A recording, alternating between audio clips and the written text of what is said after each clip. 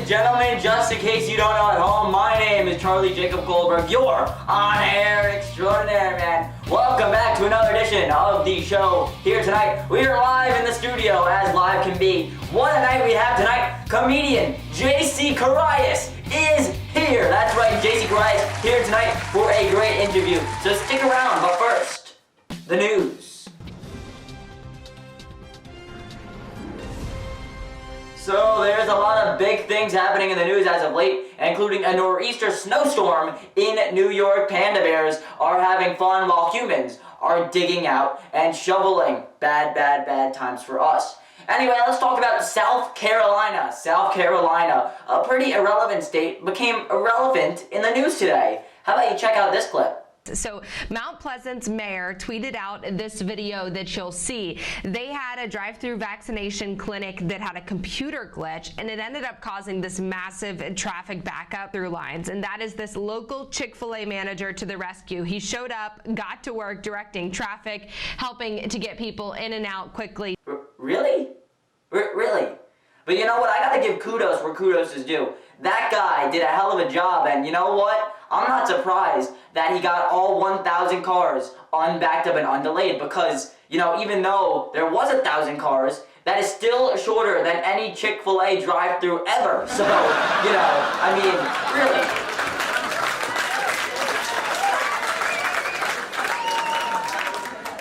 And you know what, ladies and gentlemen, I'm sure as good as this news may be, I'm sure it has its caveats. Because, you know, every single fast food drive-thru in the world has to screw up your order. It's just, you know, it's customary of a fast food drive-thru. And ladies and gentlemen, it is Groundhog's Day, February 2nd, 2021, at the time of this recording. So, let's talk about what the groundhog said this morning. He said there was 6 more weeks of winter, and what can you expect, ladies and gentlemen, with a huge nor'easter snowstorm right outside and all of our backyards, except for all my Florida friends watching at home. But there were some weird parts to this experience. Let's see the video. Prank of Punxsutawney Groundhog Club. Punxsutawney Phil, the seer of seers, the prognosticator of all prognosticators, was awakened from his burrow at 7:25 a.m. by his... Oh, wait a minute. So you're telling me that they woke up this groundhog at 7 a.m. to find out a result that was quite obvious? If I was the groundhog, I would have been pissed. I would have been like, really, man? How would you take a look outside? There's a giant nor'easter snowstorm, and you're waking up me, my wife, and my kids? Dude, you know what? Like what am I supposed to... And finally, Representative of Oklahoma, Justin Humphrey, passed a legislature allowing people to chase after and hunt Bigfoot. That's right, Bigfoot hunting season is now official, just like fishing season and hunting season in Oklahoma. Because you know what? Screw taking care of COVID and the economy that's plummeting. Let's have people chase after furry big men. Because that's what America is all about. God bless the USA, ladies and gentlemen. Up next is comedian JC Currais. What a show we have. We're live next after the break.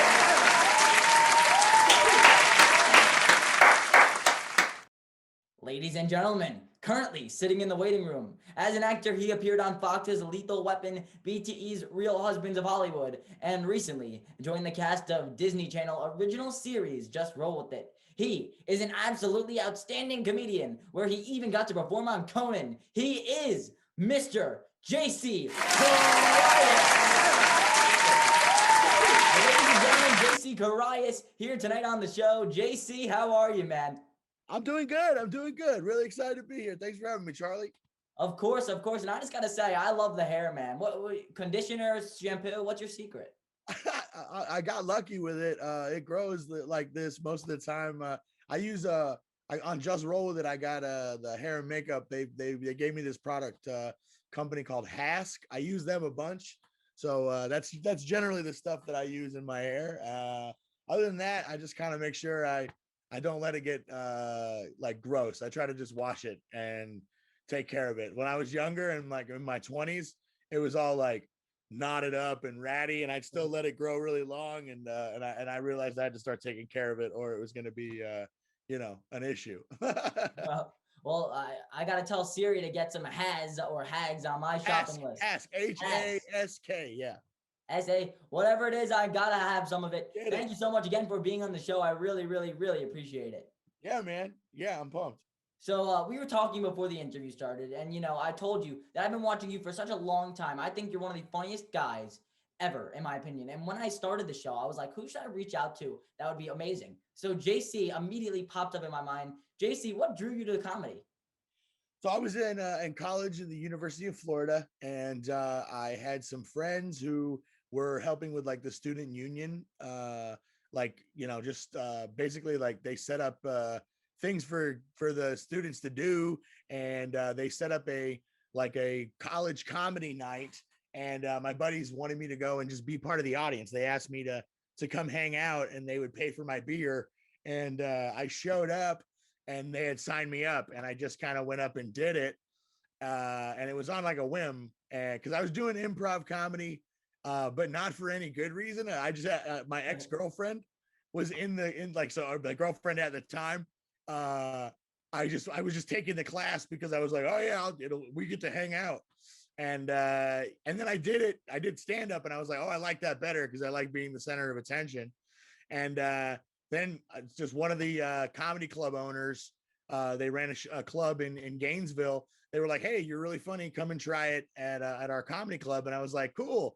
I did great here. I'll do great there. I showed up and I just bombed. I had the worst set ever. Just did not get a single laugh, full crickets. And I think that's when I got like addicted to it. I was like, oh, there's like a process. And I just started going to the comedy club every week, and I've always been like a goofy guy or a fun guy, but I just think that those moments of like having to like figure out how to crack a room and how to like, get your jokes that you wrote work for an audience, it just was like it just became something bigger, and I just loved it. I just fell right into it, and I couldn't stop. And obviously, a comedian's biggest fear is, bombing on stage. And you just told me you have experience in that. What was it like bombing? Oh, it's terrible. You feel like you're in a quicksand. That's the way to describe it. Basically, you just start talking faster, and you try and pull every bag of tricks out of your pocket, and you're just trying to crawl out of this endless, because the more the audience knows you're bombing, the less likely they are to start laughing at you.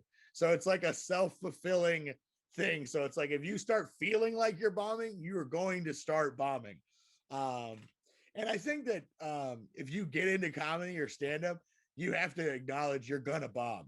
And that's the other thing. Bombing might not mean the same thing to certain people. Like I've come off stage and felt like I had a terrible set, and people are like, that was amazing. So it's all very relative, and you just have to take everything that way. You can't get too hard on yourself. You have to know that failing's part of it. I completely see that. As an entertainer myself, not a comedian, but an on-air personality, I see myself. I watch back my videos. I'd be like, oh my God, I was terrible. That was horrible. How could people watch that? And then someone would be like, no, you're amazing. I'm like, oh, you're just buttering me up. Stop it.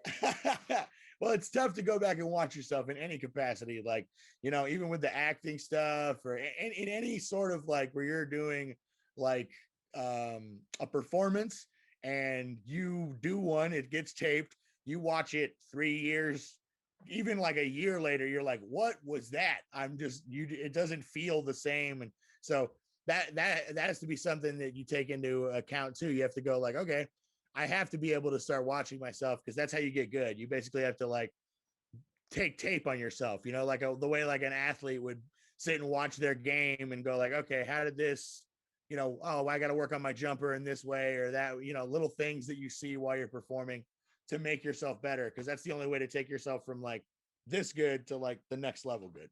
It's all about practice. And you, my friend, have had a lot of it because it's showing very well. And I got to talk about some of your sets of comedy. Recently on Conan, I don't know if it was recently, but I watched this video recently. Yeah. It was your set, and I found this joke so funny. So I gotta bring it up here. Let's show the clip. Sure. I am excited, guys. I'm excited. I just did this. I just went to the wizarding world of Harry Potter, everybody. I was walking around. I was having a great time. And then a group of tourists, children, all looked at me, and in unison, they were like, Hagrid! They mistook me for the fat groundskeeper, guys. There that is. And the best part is all the parents came over and were like, oh my God, we're so sorry our kids think you're Hagrid. But will you please take pictures with them? I did it. I posed for 18 photographs. They're all holding wands. I'm just standing behind them posing like a regular dude in my JC the Black Album shirt. I'm excited though, because I know in like 4 or 5 years when these kids are flipping through family photos, they're gonna be like, who the hell is this guy? Why am I sitting on his shoulders? But yeah, so in the set, you talked about being Hagrid and people at Universal Studios thinking that you were Hagrid. How did you come up with that joke? And was that actually true? Did kids clown on you and stuff? Yeah. So I was at the Wizarding World of Harry Potter in Orlando, Florida, not the one out here. Well, there's not, I guess, the specific Wizarding World area that's in the Orlando park. And yeah, it was a group of like foreign tourists. I don't know. I think they were German. But yeah, I was walking. They're walking with their red flag. A bunch of their kids saw me and they lost their minds. Again, in the joke, I take it in like more of it was bothering me. I thought it was hilarious at the time. Like I was just there with some of my friends and kind of, just zoned out, having a really good time. I'm at an amusement park. And then suddenly there's just a bunch of children who want to be friends with me. And I'm like, oh yeah, great. Well, yeah, we'll take pictures. It was a really silly moment. So in the joke, I make it out to be like it was a hindrance, but actually in the moment it was hilarious. And I got made fun of by that group of friends for a good long time about that. So yeah, it was pretty fun. Well, you definitely didn't bippity boppity bomb that one. That was great. I'm here all year, folks. I'm here all year. So not only are you an amazing stand-up comedian, you are multi-talented. You are also a great actor, appearing on shows like Fox's Lethal Weapon, BTE's Real Husband of Hollywood, and the Disney Channel show Just Roll With It. What was it like being on Disney? It's different. My stand-up is pretty adult. I would say it's not for children for the most part. So when I even auditioned for this part, I thought maybe I wasn't a good fit for it. But the creative team over there Just Roll With It enjoyed me and they brought me in. And I honestly, being on that show for 2 seasons and it started to feel like a family. It was one of the best experiences I've ever had in my entire life as far as entertainment. I love stand-up. It'll always be like the first love, but this show, being on Just Roll With It, kind of made me love acting too, in that sense, just because everyone on it was so talented. And I felt like I was getting to go to like acting trade school. Absolutely incredible, an amazing show. Just Roll With It. For people who haven't watched it yet, my little sister upstairs loves Disney. Talk to me about that show. Yeah, so basically the concept is it's like your traditional like family sitcom, but the spin is in the middle of the show 3 times there will be a bullhorn or foghorn that goes off and the actors are placed into a situation we weren't prepared for. So literally like the horn goes off, the scene is stopped, we're whisked away into a back room where we're hidden away, and then they set up this kind of a stunt or a prank that is played on the actors, and we have to kind of improv our way through that moment. And we do it 3 times an episode, and it really turns the traditional sitcom on its ear a little bit. And yeah, it's great. I love that element too, because you practice and rehearse this script all week long, and then on Friday when we did the tapings in front of the live audience, there's going to be 3 moments that you did not prepare for, and we have no idea what's going to happen. And the guys over at in the creative team, they really, I mean, the writers and all the producers are just, they know what they're doing, and they keep us on our toes pretty great. It's awesome.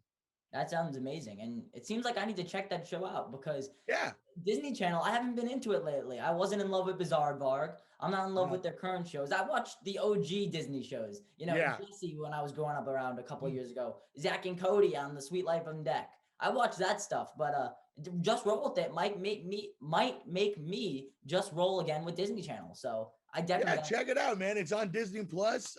You know, we're excited. I know season 2, I think, is about to hop on there now, and yeah, it was a fantastic experience, and yeah, I love the show, and I love everyone who's involved with it.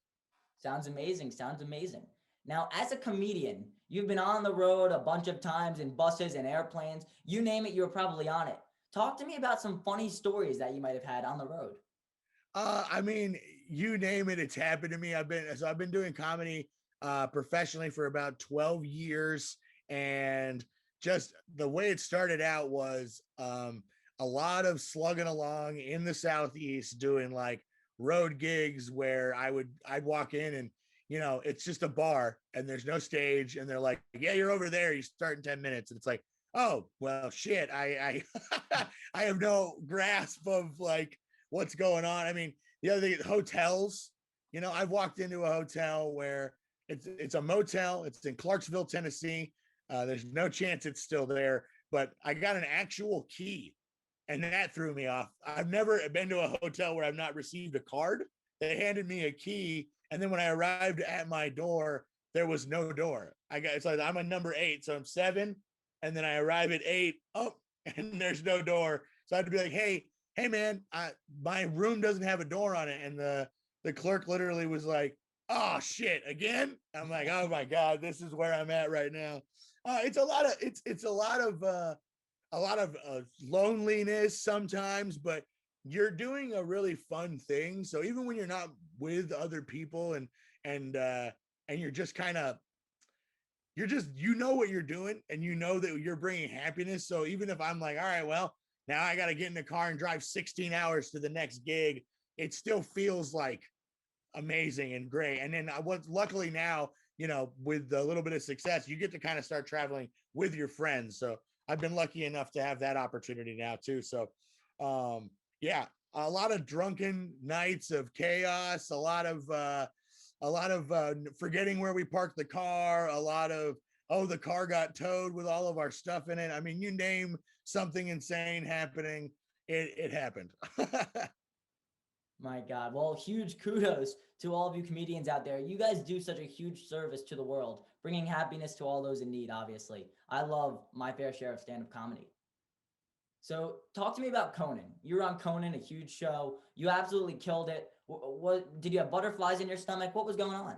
Oh, I was terrified. That would be the feeling that was going through my body in that moment. Yeah, so it was probably the biggest opportunity I'd ever had, and I love Conan and I love his show. For the longest time, it was my dream to perform on it and do stand-up comedy. So it was one of those moments where you're fulfilling a dream, and luckily I had my best friends in the whole world all in the green room with me, and keeping me calm a little bit. A really funny thing is that, so my hair is a big part of my act, at least my look. And I went into hair and makeup, and the lady she made my hair look insane, more than it normally does. It was like poofed out and then squared up, so it looked like she put so much hairspray in there. I had like an afro that was actually like a 70s afro. And my friends, they said I walked in from hair and makeup, and they said I looked like a ghost. I was like, I was all pale white because I had seen what she did, but I didn't have the nerve to be like, hey, please stop, screwing my hair up. And so then they basically calmed me down. And then I have 3 people just trying to like flick all the hair out and make it like the way it should look, while I'm just sadly sipping a whiskey, just like, oh no, my career's about to be over before it started. But then you get out there, they set you up, and there's this big wall that is the stage, and they go, all right, you're on in 10 seconds, and then they count, they go, 10, 9, 8, 7, 6, and then they quit counting, and then everything, I just was a pure ball of energy at that point. I don't remember doing the set. The doors open, I walked out, and that's pretty much it. The next thing I really remembered was Conan coming over and giving me a hug, because he came over and shook my hand. I'm like, I'm hugging you, dude. And he was like, go for it. And I like snagged onto him pretty great. It was a wonderful experience. Nick Swartzen was one of the guests when I taped, and me and him are still friends to this day from that moment. Such a nice guy. Like, he also was like giving me advice in the back, like, hey, just go out there and have fun. It's not about, this isn't the only moment. It's like you have to take each moment as it goes and really just accept it and love and live it and keep going. Like, if you go like, this is the biggest moment and you put all this pressure, then it's not going to go well. So you have to kind of just go, it's just one moment, and if this one goes bad, the next one will go better. So you just have to trust in your talent and kind of keep moving to the next thing, to the rest of my career so far. So, and hopefully for more stuff to come even. Absolutely incredible. And let's just hope that people are correctly biased when pronouncing JC Currais. So, yeah. Hey, so we are going to play a quick game right after this ad break. So we'll be right back. Ladies and gentlemen, just in case you do not know at home, my name is Charlie Jacob Goldberg, your on-air extraordinaire man. And I've got a question for all of you at home. Don't you just hate it when you're working out and sweat gets all over your eyes, all over your neck, all over your hair, and everywhere else in between, and you have nothing to wipe it down with? Well, no need to fear. Sweat Relief is here, man. Sweat Relief, the official sponsor of Charlie Goldberg Live and the easy solution to your problem. Sweat Relief has a unique t-shirt design which incorporates sweat-absorbent terry cloth mini towels for you to use quickly and conveniently while wiping off that annoying dripping sweat from your body.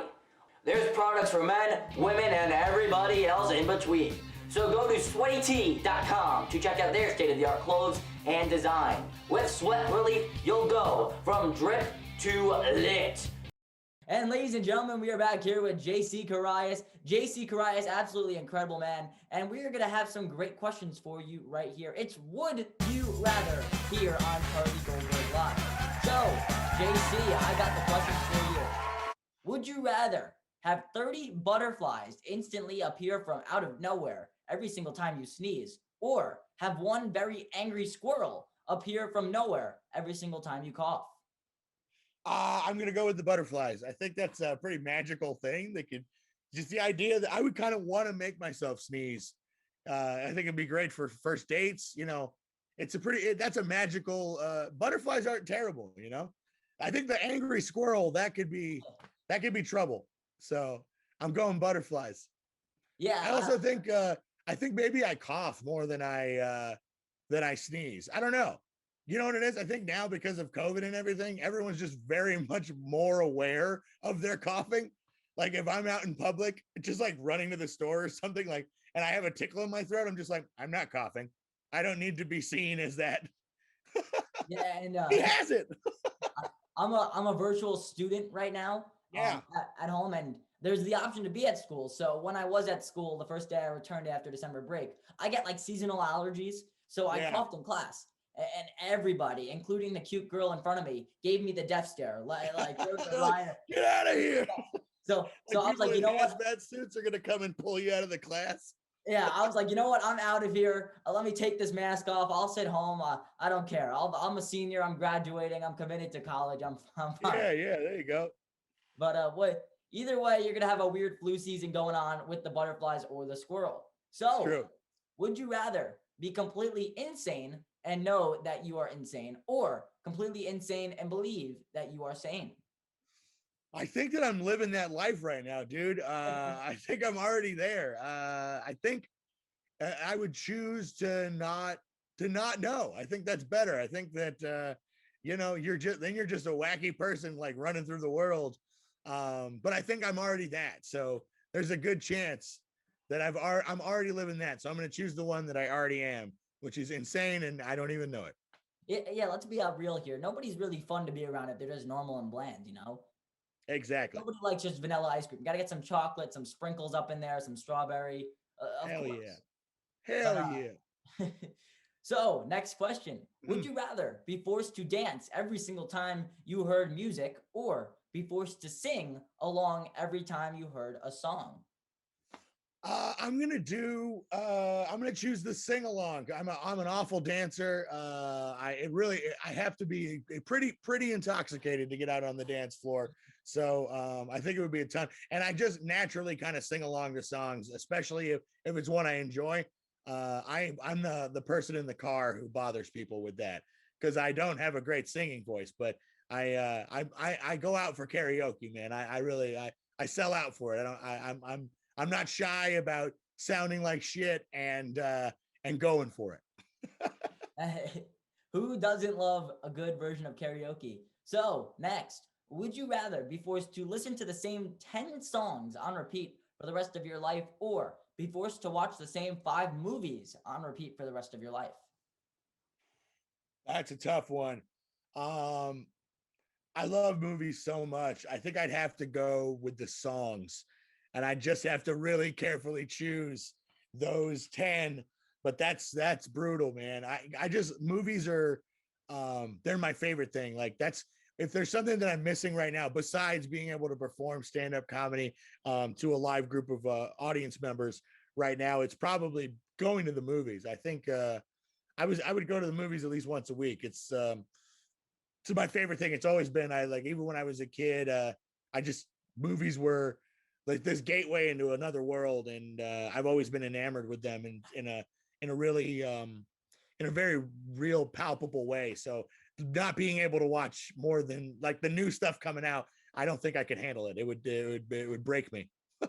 Are you an AMC movie theater type of guy? Are you a I am. I had the A-list big time. Oh, I was there, man. I signed up for that right away. I love the AMC. The issue with me though at the AMC is though I always end up falling asleep during the movie in those chairs. I haven't taught myself wisely yet. It's too comfy. I started being on top of it. I'll have a coffee before I go. Really get myself in the zone. So I'm like, I'm gonna watch this. It's super hard. Those chairs are so comfortable. And last question, would you rather have to give up social media or eat the same dinner for the rest of your life? Give up social media. No question. Wow. Even if it's like a nice steak.